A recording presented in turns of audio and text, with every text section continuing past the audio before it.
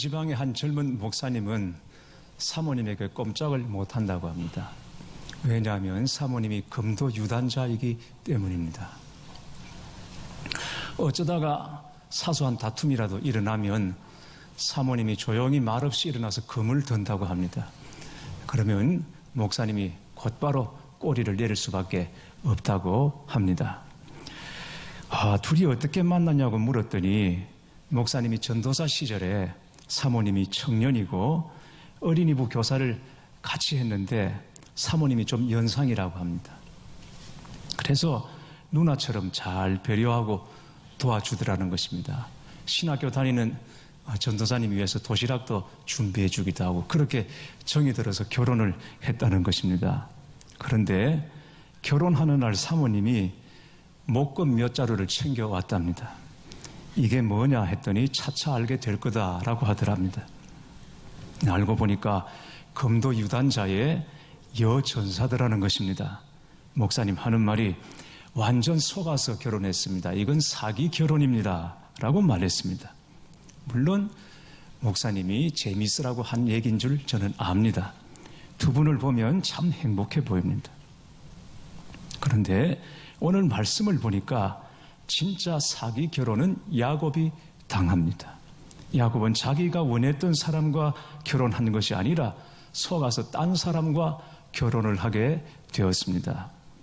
야곱은 형 에서의 복수를 피해서 외삼촌 라반의 집에 머물러 있었습니다. 그런데 외삼촌의 둘째 딸 라헬을 사랑하게 된 것입니다. 라헬을 처음 본 순간부터 사랑의 감정이 불붙기 시작했습니다. 야곱이 라헬을 처음 만난 장면을 우리 본문 바로 앞에 10절에서 12절에 보면 이렇게 기록하고 있습니다. 야곱이 그의 외삼촌 라반의 딸 라헬과 그의 외삼촌의 양을 보고 나아가 우물 아귀에서 돌을 옮기고 외삼촌 라반의 양떼에게 물을 먹이고 그가 라헬에게 입맞추고 소리내어 울며 그에게 자기가 그의 아버지의 생질이요 리브가의 아들됨을 말하였더니 라헬이 달려가서 그 아버지에게 알림해 했습니다. 야곱은 라헬을 보자마자 끌어안고 입을 맞추었습니다. 그리고 그 앞에서 울었습니다. 아니 여러분, 처음 보는 사람을 어떻게 남녀가 끌어안을 수 있으며 입을 맞출 수 있습니까? 어찌 그 앞에서 울 수 있겠습니까? 물론 야곱이 집을 떠나서 홀로 외로운 처지에 반갑고 서럽고 이런 감정들이 서로 교차되어서 그렇게 할 수 있다고 해도 라헬이 전혀 자기가 원하는 타입이 아니었다면 결코 그렇게 안고 입 맞추고 그 앞에서 울고 그러지는 못했을 것입니다. 라헬을 보자마자 한눈에 반해버린 것입니다. 야곱이 외삼촌의 집에 머문 지 한 달이 지났습니다. 친척이 오면 반갑습니다. 머무르면 더 반갑습니다. 이제 간다고 하면 진짜 반갑죠. 아무리 반가운 친척과 형제라도 며칠이 지나면 한 사흘쯤 지나면 귀찮아집니다. 그런데 야곱은 한 달을 머물러 있었습니다. 그래도 보내고 싶지 않습니다. 왜냐하면 야곱이 놀고 먹은 것이 아니기 때문입니다. 일을 너무 잘했습니다. 외삼촌 집에서 라반이 부리는 종들보다 훨씬 더 열심히 일했습니다. 그것도 아무런 대가 없이 일했습니다. 그래서 라반이 미안하니까 야곱에게 말하죠. 네가 비록 내 생질이나 어찌 그저 내 집에서 일하겠느냐. 내 품삯을 어떻게 할지 내게 말하라. 그랬더니 야곱이 돈은 필요 없고 외삼촌의 둘째 딸 라헬과 결혼하게 해 주십시오. 그러면 제가 7년 무보수로 일하겠습니다. 종이 되겠다는 것입니다. 이 제안을 라반이 흔쾌히 받아들입니다. 그렇게 해서 결혼을 위한 야곱의 종살이가 시작이 되는 것입니다. 야곱은 7년 종살이 하면서 시간이 얼마나 빨리 지나갔는지 7년이 지나간 줄도 모르고 마치 며칠을 보낸 것 같았다고 말합니다. 사랑했기 때문입니다. 사랑하면 시간 관념이 없어집니다. 그래서 흔히 부산에서 서울까지 가장 빠르게 가는 길은 KTX를 타면 2시간 반 내지 2시간 정도 걸리고 비행기를 타면 1시간 정도 걸린다고 합니다. 그런데 그보다 더 빨리 가는 길이 있습니다. 사랑하는 사람과 함께 가는 것입니다. 그러면 훨씬 더 빨리 가는 것이죠. 7년 긴 세월 종살이를 했지만 야곱은 그걸 길다 느끼지 않았습니다. 수일처럼 여겼습니다. 사랑했기 때문인 것입니다. 야곱이 그토록 기다렸던 7년이 다 되어서 마침내 결혼을 하게 됩니다. 그런데 결혼식 다음 날 아침에 너무나 어처구니 없는 일이 벌어졌습니다. 신부가 바뀌어버린 것입니다. 23절을 보시겠습니다. 저녁에 그의 딸 레아를 야곱에게로 데려가매 야곱이 그에게로 들어가니라. 라반은 저녁에 라헬이 들어가야 할 자리에 레아를 들여보냈습니다. 그건 실수가 아니었습니다. 속임수였고 음모였습니다. 사기 결혼을 시킨 것입니다. 성경은 레아와 동생 라헬을 이렇게 비유하고 있습니다. 17절 말씀을 보시면 레아는 시력이 약하고 라헬은 곱고 아리따우니, 라헬은 말할 것 없이 곱고 아리따웠습니다. 그런데 언니 레아는 시력이 약했다고 했습니다. 시력이 약했다는 말은 무슨 말입니까? 눈이 나빴다는 얘기이겠죠. 눈이 나쁘니까 지금은 눈 나쁘면 안경을 쓰면 되죠. 근데 이때는 안경이 없습니다. 그러니까 더 좀 잘 보려고 아무래도 인상을 찡그리게 되겠죠. 그 모습이 사람들에게 비호감으로 비춰질 수 있었던 것이죠. 그런데 여기 눈이 약하다, 이 말을 히브리 말로 라크라고 하는데, 라크라는 말은 부드러운, 온화한, 연한 이런 뜻을 가지고 있습니다. 좋은 뜻입니다. 레아는 부드러운 여자, 온화한 여자, 연한 여자, 그럴 수 있습니다. 좋은 뜻이죠. 그런데 여러분, 이게 마냥 좋은 것만이 아닌 것이, 남자들, 이게 화려하고 튀는 쪽을 좋아하는 남자들에게 부드럽다, 연하다, 온화하다, 그러면 어떻게 느낄까요? 아, 좀 맹하구나, 이렇게 느낄 수가 있는 것입니다. 튀는 사람, 화려한 쪽, 그걸 좋아하는데 여기는 연해요, 약해요, 부드러워요, 맹한 여자라고 여길 수 있는 거죠. 그래서 거들떠보지를 않았고 레아는 홍기가 찼음에도 결혼을 못하고 있었습니다. 부모가 생각할 때 이러다가 내 딸 하나 그냥 세월을 보내겠구나 생각하고 걱정이 이만저만 아니었던 것입니다. 그래서 라반은 작은 딸이 들어가야 할 자리에 큰 딸을 들여보낸 것입니다. 아마 라반은 라헬을 불러놓고 통사정을 했을 것입니다. 라헬아, 언니를 먼저 시집 보내야 되지 않겠냐. 라헬이 펄쩍 뛰니까 협박을 했을지도 모릅니다. 아니면 진짜 그날 밤에 라헬을 어디다가 감금시켜 놓았을지도 모를 일입니다. 어쨌든 야곱은 아침이 되어서야 라헬이 아니라 레아인 것을 알았습니다. 기쁨이 절망으로 변했습니다. 야곱이 아주 격분해서 항변을 합니다. 내가 7년 동안 외삼촌을 섬긴 것은 오직 라헬을 얻기 위한 것이었는데 왜 속였습니까? 그러자 라반은 그 지방의 관습을 덜먹이는 것입니다. 여기서는 언니 두고 동생이 먼저 결혼하는 법이 없다는 것입니다. 그렇다면 처음부터 얘기를 했어야죠.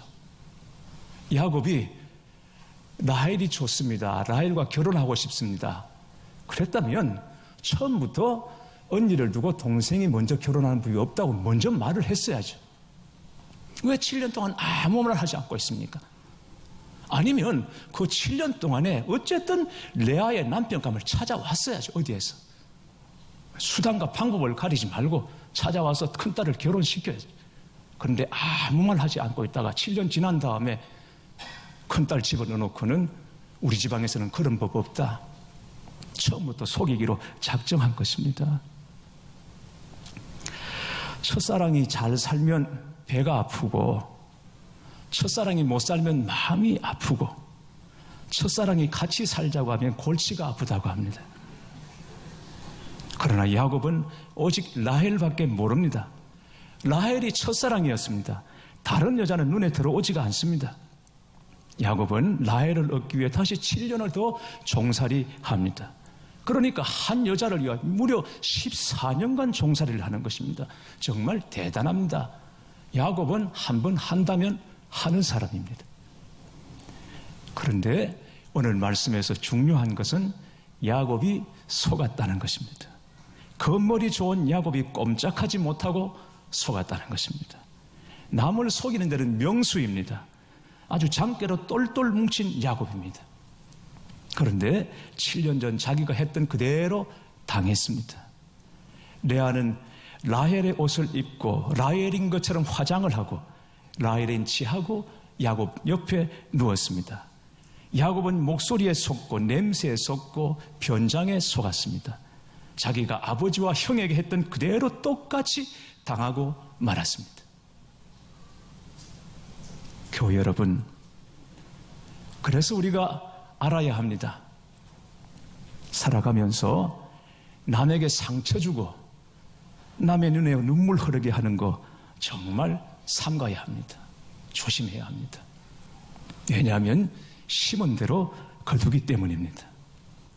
아픔과 고통을 준 사람은 쉽게 잊어버려도 그걸 당한 사람은 두고두고 상처가 되는 것입니다. 야곱은 속이는 자였습니다. 야곱의 속임수는 가정에 큰 상처를 남겼습니다. 온 가족에게, 아버지에게, 어머니에게, 형에게 상처를 남겼습니다. 그런데 야곱은 그게 가족들에게 상처인 줄을 알지 못합니다. 어떻게 합니까? 이 일 때문에 야곱이 후회했다거나 그리고 용서를 빌었다거나 회개했다는 말이 나오지 않기 때문입니다. 본인은 상처를 주었지만 그걸 상처 주었다고 생각하지 않고 받은 쪽만 그걸 품고 있는 것이죠. 그러니까 아버지, 형, 어머니 속이고도 전혀 모르고 있었던 것이죠. 그랬던 야곱이 속임을 당했고 사기를 당했습니다. 야곱은 라헬과 결혼만 하면 행복해질 수 알았습니다. 그리고 라헬과 결혼해서 집으로 돌아가리라 그런 생각을 했겠지요. 그러나 모든 것은 야곱의 생각대로 움직이지 않습니다. 라반의 사기 결혼 때문에 야곱의 종살이는 7년에서 14년으로 오히려 더 늘어났을 뿐인 것입니다. 그런데 여러분, 우리가 기억해야 합니다.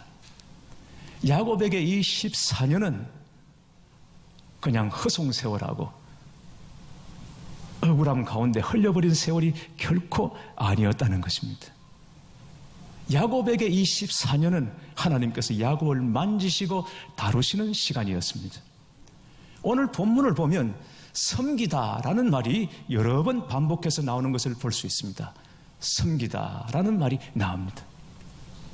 야곱의 이전 인생에서 섬기는 인생은 없었던 것입니다. 야곱은 오직 속이는 인생이었습니다.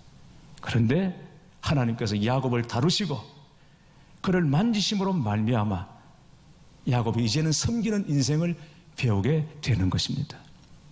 물론 야곱이 원해서 한 일은 아닙니다. 이 긴 세월을 섬기는 자로 살아가면서 야곱이 배운 것이 무엇이겠습니까? 낮아지고 겸손해지고 그리고 자기와 같은 처지에 있는 사람들의 입장을 비로소 이해할 수 있게 된 것이죠. 아마 이 일이 없었다면 나중에 에서와 다시 만나서 화해하는 장면이 나오게 되겠습니다만 이 경험이 없었다면 에서와 화해하는 일은 없었을 것입니다.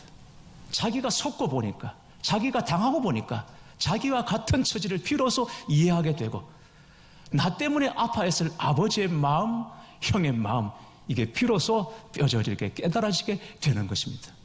그래서 이 낮은 자리에서 자기처럼 똑같이 당했던 사람들, 어려움을 겪고 있는 사람들의 처지를 비로소 이해하는 자로 제2의 인생을 라반의 집에서 살아가기 시작한 것입니다. 그래서 이 고난이 결국은 하나님의 은혜라고 말할 수밖에 없는 것입니다. 하나님은 우리 모두 상황에 개입하셔서 우리를 바꾸시고 양육하시고 훈련하시는 줄 믿습니다. 하나님은 종종 다른 사람들을 통해서 우리의 죄와 허물을 보게 하십니다. 아, 저 허물과 저 죄와 저 약점이 바로 내 것이구나, 내 안에 있는 것이구나 하는 생각을 하게 되는 것이죠. 우리 내면에 있는 약점을 보면서 그걸 대면하면서 때로는 내가 충격을 받기도 합니다. 내가 이 정도였는가? 내가 고작 이런 사람이었던가? 하는 것을 깨닫고 충격을 받습니다. 그러나 그것을 통해서 회개하고 돌이키게 하시고 거룩한 삶으로 하나님을 우리를 세워주시는 것입니다. 그래서 하나님은 때로 우리 인생에서 라반 같은 사람을 세우셔서 반면교사로 사용하시는 것이죠. 어느 그리스도인 국회의원이 한때 사회적으로 큰 논란이 되었던 저축은행 금품 수수 혐의로 법정 구속이 되어서 10개월간 구치소에서 복역을 했습니다. 그랬다가 재판에 최종 무죄 선고를 받았습니다.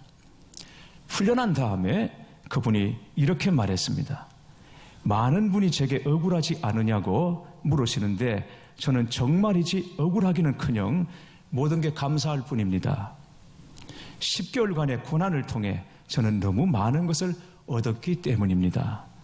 저는 지난날 너무 교만했고 항상 제가 옳다는 생각으로 남을 비판하면서 솔직히 경멸하고 정오했습니다. 저는 법적으로는 무죄이지만 인생살이에서는 무죄가 아니라는 것을 이제 알았습니다. 라고 말했습니다. 교회 여러분, 이럴 수 있다면 고난도 우리에게는 유익이 되는 것입니다. 때로 하나님께서는 고난이라는 방법으로 우리를 양육하십니다. 우리를 세우십니다. 우리를 가꾸어 가십니다. 그 하나님의 섭리를 우리가 받아들일 수 있다면 마침내 우리가 직면하고 있는 이 모든 상황이 변하여 선이 되게 하시는 하나님을 경험하게 될 줄 믿습니다. 야곱에게는 꼴 좋다, 너는 당해도 싸다 라고 말해버릴 수도 있고 모든 게 다 인과응보다 라고 단정해버릴 수도 있습니다. 그러나 그 고통스러운 현실보다 더 놀라운 사실은 하나님께서 야곱을 포기하지 않으셨다는 것입니다. 심은 대로 거두는 것이 진리임에 틀림이 없습니다. 그러나 그 진리 한쪽만을 본다면 우리는 구원받을 길이 없습니다. 우리가 심은 게 뭐 있다고 구원을 기대하겠습니까? 저와 여러분이 심은 게 죄밖에 더 있겠습니까? 죄의 싹은 사망인데 우리가 뭘 기대하겠습니까? 그래서 하나님은 아무 소망 없는 우리를 위하여 독생자 예수 그리스도를 십자가에 내주신 것입니다. 여러분, 억울하다고 느껴지고 때로는 우리 속에 분노가 치밀어 오를 때 그때 예수님을 바라보시기 바랍니다. 그러면 놀랍게 회복된 하나님의 역사 안에 우리가 다시 일어나게 될 것입니다. 분노가 없는 사람이 없죠. 우리 속에 다 분이 잠재되어 있어요. 어떤 일, 누구 때문에 그게 터뜨려지면 분이 폭발하게 되죠. 아마 분노가 없는 사람이라면 사람이 아닐지도 모릅니다. 지난 금요기도회 때 잠깐 말씀을 나누었습니다만 하나님께도 분노가 있으십니다. 구약 성경 보면 특히 진노하시는 하나님을 만나게 됩니다. 예수님도 분노하십니다. 그 대표적인 게 성전을 정화하실 때 성전에 비둘기 팔고 돈 바꾸고 하는 이 장사꾼들을 보시고는 예수님께서 분노하셨어요. 판을 엎으셨어요. 그리고는 소와 양을 내쫓으셨습니다. 그런데 말씀을 보시면 소와 양을 내쫓으시고 판을 엎으실 때 한쪽에 비둘기장이 있는 것이 보였습니다. 그런데 예수님께서 비둘기 파는 자들에게 비둘기장을 가지고 당장 나가라고 내치십니다. 왜 그러셨을까? 소나 양은 내쫓으면 다시 붙잡을 수가 있지만 비둘기는 한번 날아가 버리면 잡지를 못해요. 예수님께서 분노하셔도 이성을 잃지 않으셨습니다. 다스리시는 것입니다. 그래서 하나님의 분노와 예수님의 분노를 의라고 말하는 것입니다. 그분 앞에 우리가 나아가야 합니다. 우리의 상한 마음, 우리의 억울한 마음, 우리의 분노를 가지고 나아가야 합니다. 그러면 놀랍게 회복되는 역사를 주 안에서 누리게 되는 것입니다. 누구든지 은혜의 보좌 앞으로 나아가야 하고 십자가 앞에 나아가야 하는 이유가 바로 여기에 있습니다. 히브리서 4장 14절에서 16절은 이렇게 말씀하십니다. 그러므로 우리에게 큰 대제사장이 계시니 성천하시니 곧 하나님의 아들 예수시라. 우리가 믿는 도리를 굳게 잡을지어다. 우리에게 있는 대제사장은 우리의 연약함을 동정하지 못하시는 이가 아니요 모든 일에 우리와 똑같이 시험을 받으시는 이로되 죄가 없으시니라.